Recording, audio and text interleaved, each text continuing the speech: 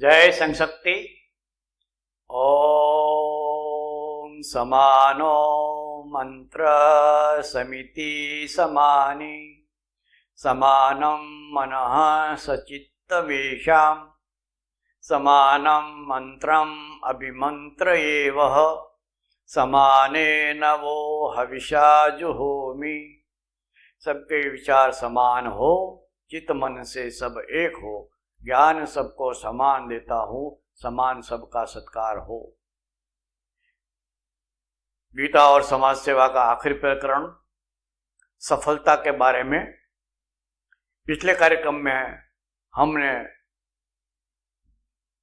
थोड़ी बात की कि कर्म का आरंभ करने से पहले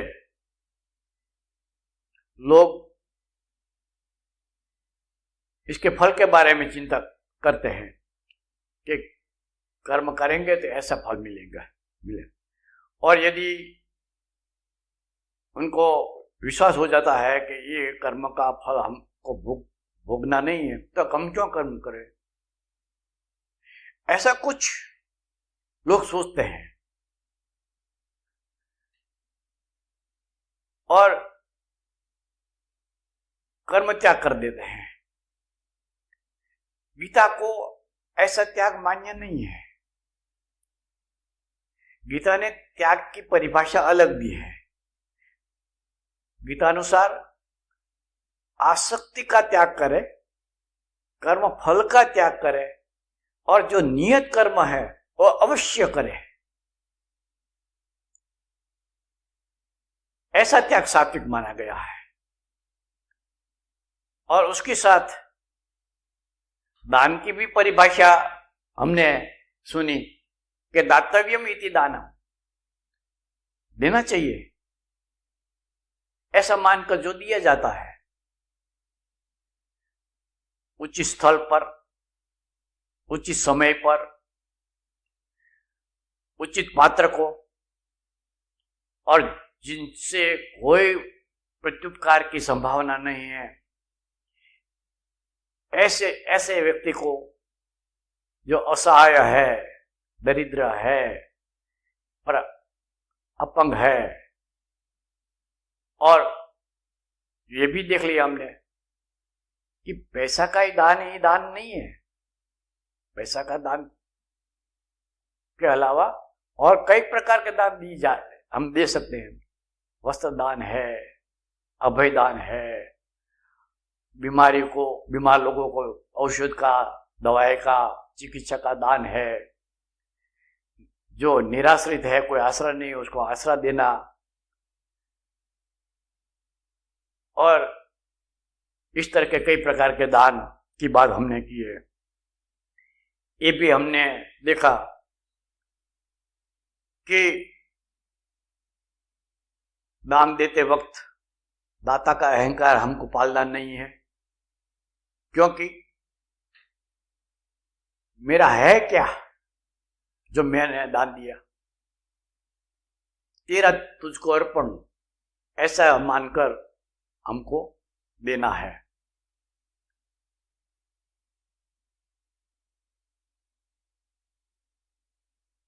विजय तंसी जी ने आगे लिखा है कि साधना करते करते हम ऊंचे चढ़ते जाते हैं तो उसमें अणिमादि सिद्धियां प्राप्त होती है। तो अणिमादि मतलब अणिमा आदि, अणिमा सिवाय और भी कोई सिद्धियां है जो हमको प्राप्त होती है। तो वो अष्ट सिद्धि क्या होती है और नवनिधि क्या होती है, उनका नाम हमने बताया। और अंत में कहा गया था कि ऐसी सिद्धियां का कोई उदाहरण है तो इसके बारे में बहुत लिखा नहीं गया है, जानकारी बहुत नहीं है। ये भी बताया गया कि वाल्मीकि जी ने रामायण में सुंदरकांड में ऐसी सिद्धियों की बात, सिद्धि, ये सिद्धियों का नाम नहीं दिया है, मगर ऐसी सिद्धियों से ऐसा हो सकता है ये लिखा है। हनुमान जी सीता के शोध करने के लिए लंका गए, तो उसके लिए वाल्मीकि जी ने शब्द का प्रयोग किया है, उत्पपात वेगेन कपि कुंजरः। श्रेष्ठ वानर हनुमान जी एकदम वेग से उड़े।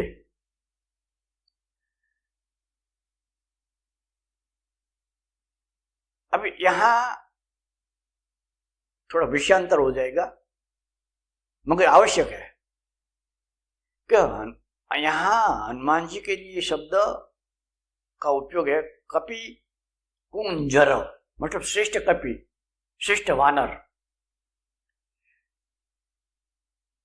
हमारा सोच बिल्कुल नगण्य हो गया है, इसलिए कभी सोचते ही नहीं है कि वानर कभी उठ सकता है क्या, बंदर कभी उठ सकता है क्या।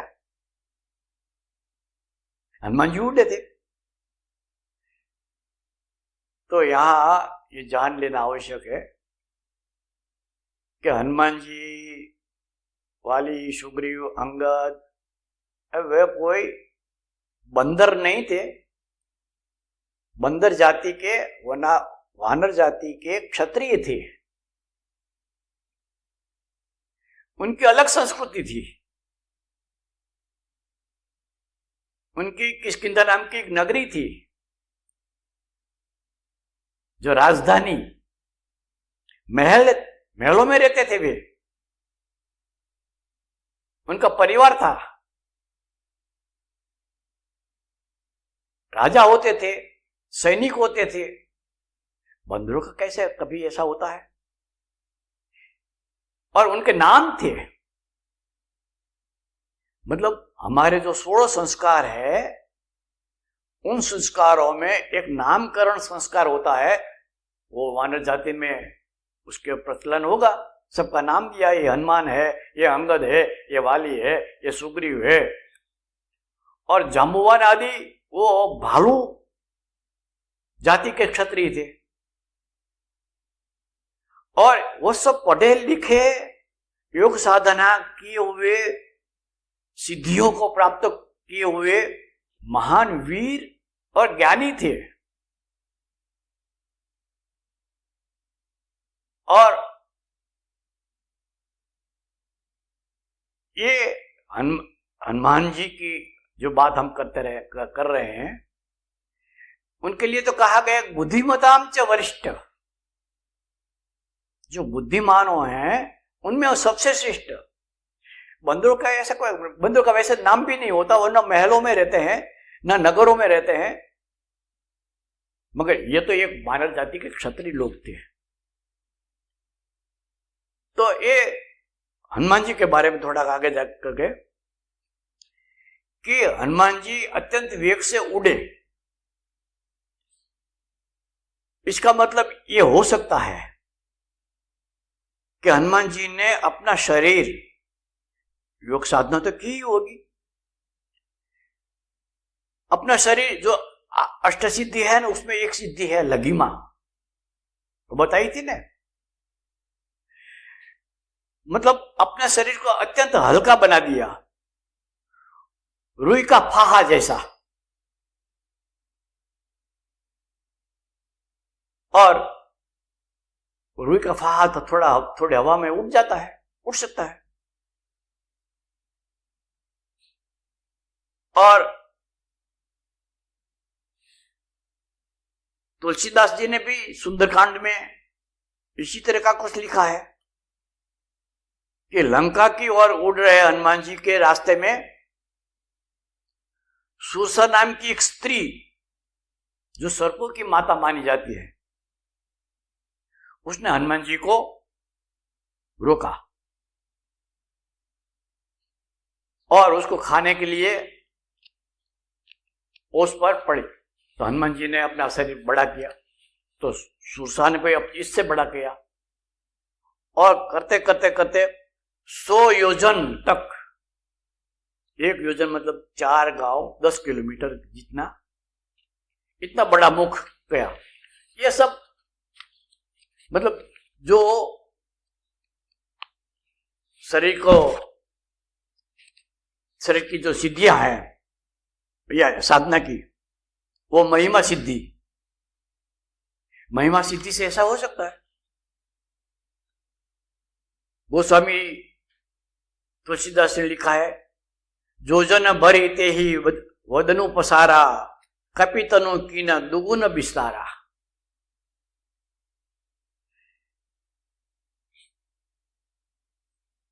सुरसा ने 1 योजन अपना शरीर का विस्तार किया, तो कपितनु की न दुगुना विसारा, दुगुना कर दिया शरीर को।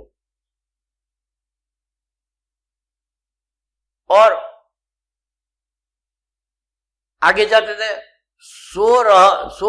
16 योजन मुख के तुरंत पवनर 32 भय। 16 योजन किया तो हनुमान जी ने 32 योजन अपना शरीर बना दिया, विस्तृत कर दिया। और जब सुरसा ने अपना मुख 100 योजन फैलाया तो हनुमान जी ने अति लघु रूप पवन सुतलीना, अपना बिल्कुल शरीर बिल्कुल छोटा बना दिया। ये अणिमा सिद्धि है। युद्ध कांड में एक प्रसंग का वर्णन है, तुलसीदास जी ने लिखा है। प्रसंग ये है कि लंका में राम ससैन्य पहुंच गए। हनुमान अंगद को रावण के पास राम जी भेजते हैं कि जाओ समझाने का प्रयत्न करो, यदि समझ जाते हैं तो हमको युद्ध नहीं करना है, हमको तो सीता चाहिए, सीता वापिस दे देता है तो लेकर हम चले जाएंगे। अंगद गया, रावण क्या मानने वाला थोड़ा था। बहुत वाद विवाद हुआ। आखिर में अपनी शक्ति का परिचय देते हुए अंगद ने अपना पांव आगे कर दिया और कहा, जो मम चरण सकहि सठ हारी, फिर हे राम सीता में हारी। जो मम चरण सकहि सठ हारी, मेरा चरण को जो यदि कोई उठा सकता है तो फिर ही समूह सीता में हारी, रामू सहित में सीता को हार गया मान लेता, हम बिना सीते लिए वापिस चले जाएंगे। इंद्रजीत आदि का बलवाना, हर्षि उठे जहें तो भटनाना। जपट ही करी बल विपुल उपाई, पहन न टरई बैठ ही शिशनाई। बन गया काम हमारा, तो राक्षसों ने सोचा। रावण का पुत्र इंद्रजीत खड़ा हो गया, उसका पांव मैं उठा लूं, बिना सीता लिए वो वापिस चले जाएंगे, हमारा काम बन गया ना। और इंद्रजीत आदि और भी कई लोग बलवान हर्षी उठे, खुश होते होते होते उठे। जपटी करी बल विपुल उपाय, बहुत जोर लगाया। पद न कर ही बैठ ही, एक पद भी उठा नहीं सका, कोई उठा नहीं सका। और बैठ ही शीश नाई, अपना मस्तक नीचा करके बैठ गए अपने अपनी जगह पर। मतलब अंगद ने गरिमा सिद्धि से अपना पांव पर्वत जैसा भारी बना दिया। और पर्वत को कोई क्या उठा सकता है? ये थोड़े उदाहरण ऐसी सिद्धियों के बारे में जिसे विश्वास बैठे कि नहीं, हमारे शास्त्रों में ये जो सिद्धियों की बात है उनके उदाहरण तो मिलते हैं। बस अभी तो इतना ही है। आगे जो पूज्य श्री इस प्रकरण में जो लिखते हैं वो हम देखें कि कर्म साधना में भी कर्म के परम लक्ष्य की प्राप्ति से पहले भौतिक सिद्धियां प्राप्त होती है, जैसे साधना में होती है, ऐसे कर्म में भी समाज के लिए हम काम करते हैं। तो कर्म साधना करते हैं, उसमें भौतिक सिद्धियां मिलती है। कर्म साधना का मतलब है कर्म योग, निष्काम कर्म, यज्ञ कर्म, नियत कर्म, जो स्वकर्म है। तो ये हम करते हैं और करने से हमको भौतिक सिद्धियां भी मिलती है। इतनी नहीं, परम सिद्धि भी प्राप्त होती है।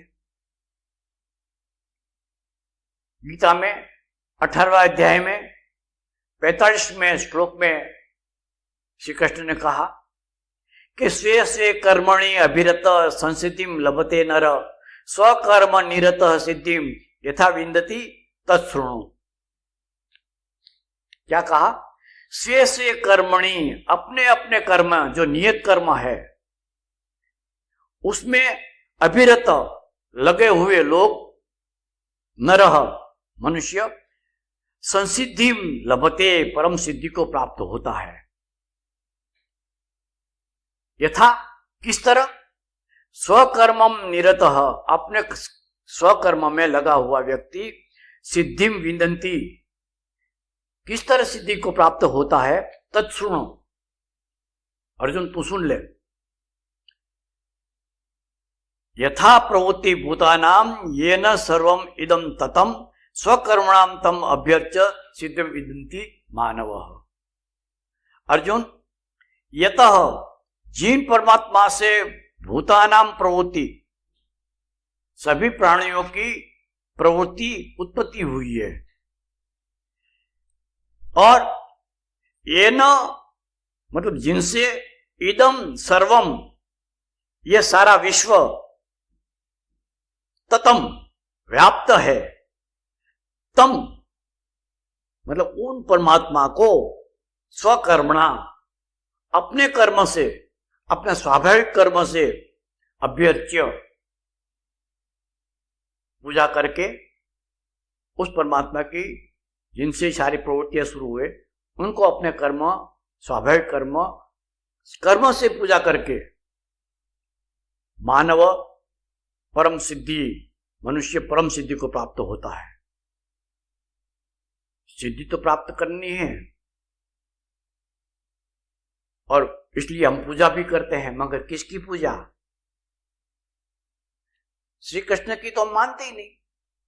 श्री कृष्ण ने कहा कि स्वकर्मेण तम अभ्यर्च्य, अपने कर्म से उनकी पूजा करो। तो कहा है ना कि वर्क इज वर्शिप, कर्म ही पूजा है। और हम कर्म पूजा करने के लिए कहां कहां जाते हैं, दौड़ते हैं, क्या मतलब? पर ये तो उनके लिए प्रश्न है कि जो सोचता है, जो बिना सोचे चले जाते, कोई रोक पाता है उनको? कोई रोक नहीं पाएगा, जाने दो। मगर यदि हमको श्री कृष्ण का मानना है तो उन्होंने स्पष्ट कर दिया, अपने कर्मों से, अपने स्वाभाविक कर्म से, अपने नियत कर्म से ही भगवान की पूजा की जाती है। और स्वकर्म है, उसमें अहंकार नहीं होता, कर्ता का अभिमान होता नहीं, फल की आशा होती नहीं है, कर्मों में आसक्ति होती नहीं है। बस यही कर्तव्य मान, करना चाहिए ऐसा मानकर करते हैं, यही पूजा हो गई। कर्म फल अर्थात ज्ञान, परम सिद्धि, ये प्राप्त हो उससे पहले सहज रूप से भौतिक प्राप्तियां प्राप्त होती है, जैसे फल प्राप्त हो उससे पहले कलियां, फिर फूल, ये पनपते हैं। तो कलियों और फूलों में जो आसक्त रहे हो गया, वो फल का स्वाद कभी नहीं पाएगा। इसलिए कली या फूल जो जड़ जाने वाले हैं वो गिरेंगे, वो रहेंगे नहीं। तो उनकी ओर आसक्ति का क्या मतलब? उनको जड़ जाने दो और अपना लक्ष्य है, जो फल है हमको प्राप्त करना है, वो परम लक्ष्य है। उससे पहले ये कलियों में, पुष्पों में आसक्त हो जाना, वो है कर्म त्याग। ऐसा नहीं करना चाहिए। ऐसा त्याग सात्विक नहीं है। महाराज जनक का उदाहरण देते हुए विजय तंशी जी ने लिखा है कि जनक को, उनको तो न तो राज्यश्री में कोई मोह था, राज्यश्री से वो लिप्त नहीं थे, और न राज्य को पूरा मानते थे, और इसलिए न उसका त्याग किया। ये बहुत आवश्यक बात है कि न तो लिप्त होना है, न त्याग करना है। गीतानुसार यह संसार प्रभु की फुलवारी है, ईश्वर की फुलवारी है, और हम उस फुलवारी में माली है, और इस फुलवारी को संभालना हमारा कर्तव्य है। उसकी देखभाल करना वो दायित्व तो हमारा है, और सेवक बनकर, मालिक बनकर नहीं।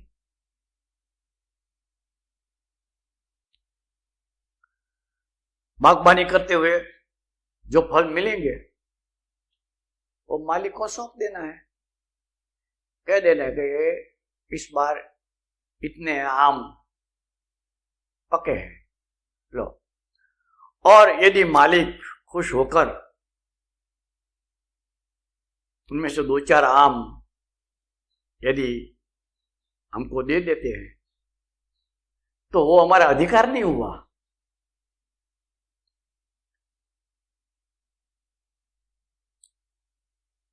ये अपने कार्यनिष्ठा का सुफल है, ऐसा ही माने, और ऐसा मानकर नम्रता से मालिक की ओर से मिली हुई भेंट का स्वीकार करें।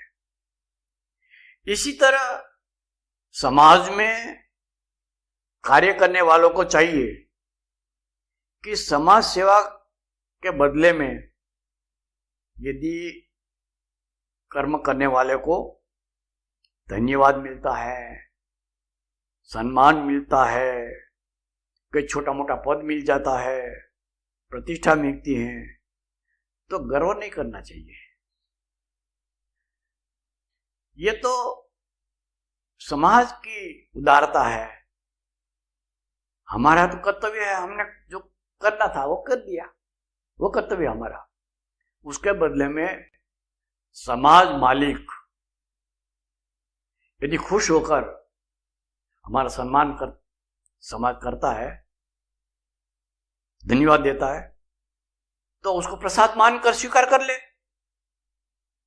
अधिकार मानकर नहीं। हमारे किए हुए कर्म की समाज कदर करे, हमारी वाहवाही करे, ऐसी अपेक्षा कभी नहीं करनी है। और न कर्म करना छोड़ देना है। कोई हमारी कदर तो करता नहीं, कोई वाहवाही करता नहीं, कोई हमारा सम्मान करता नहीं, हम क्यों काम करें? नहीं, ऐसा नहीं है। करना चाहिए, ये कर्तव्य है हमारा। चाहे कोई हमारी कदर करे कोई ना करे, कोई बात नहीं। और ऐसे साथ उसके साथ साथ ये भी मान लेना कि कोई कदर नहीं करता इसलिए हम काम कर्म को छोड़ देंगे, हो ही नहीं सकता। कर्म का संपूर्ण त्याग तो हो ही सकता नहीं, संभव ही नहीं है। उदाहरण देते हैं पूज्य पंछी जी कि अग्नि कभी उष्णता का त्याग कर सकती है क्या? और मान लो कि अग्नि ने उष्णता का त्याग कर दिया तो वो अग्नि नहीं रहेगी, उसको हम राख कहते हैं, वो खाक बन जाएगी। इसी तरह यदि हम कर्म त्याग कर देंगे तो मान लेना हमारा अस्तित्व ही खत्म हो जाएगा। शरीर से जिंदा रहेंगे,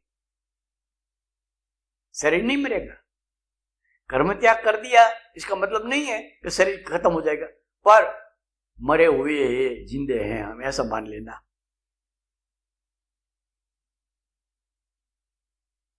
और यह भी मान ले कि कार्य ही हमारे आवागमन मतलब जन्म मरण का कारण बनते हैं।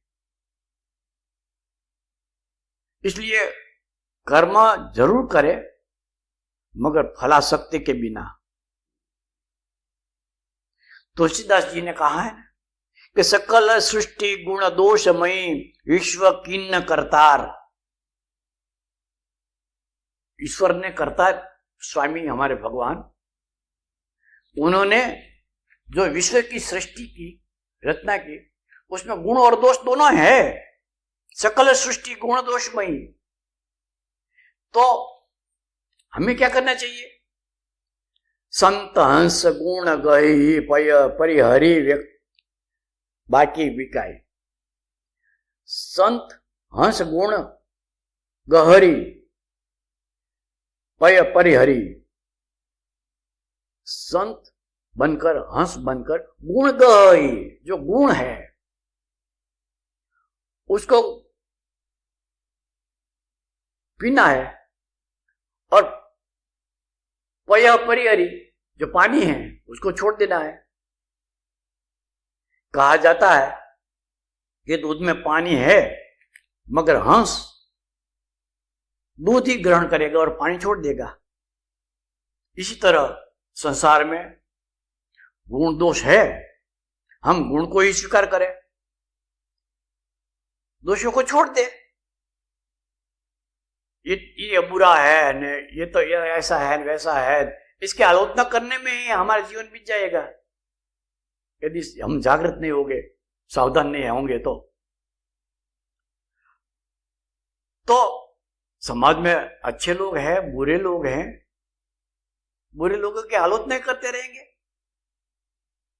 उनसे संघर्ष ही करते रहेंगे। छोड़ो उनको, अच्छे लोग हैं ना, उनके साथ रहो ना, बुरे से दूर रहो। और ये भी मान लो कि जिनको हम बुरा मानते हैं ना उनमें भी कोई गुण तो है ही। हम उन गुणों का लाभ लेकर अपना काम कर ले। दोषों को अपने पाप पर, दोष अपने आप मर जाएंगे, मर जाने दो। गीता भी स्वीकार करती है कि कर्म के दोषों से मुक्त होना ही सच्चा त्याग है। क्योंकि नहीं देह भृताम शक्यम त्यक्तुम कर्माणि अशेषत, या तो कर्म फल त्यागी सत्यागी इति अभिधीयते। 18वें अध्याय के 11वां श्लोक।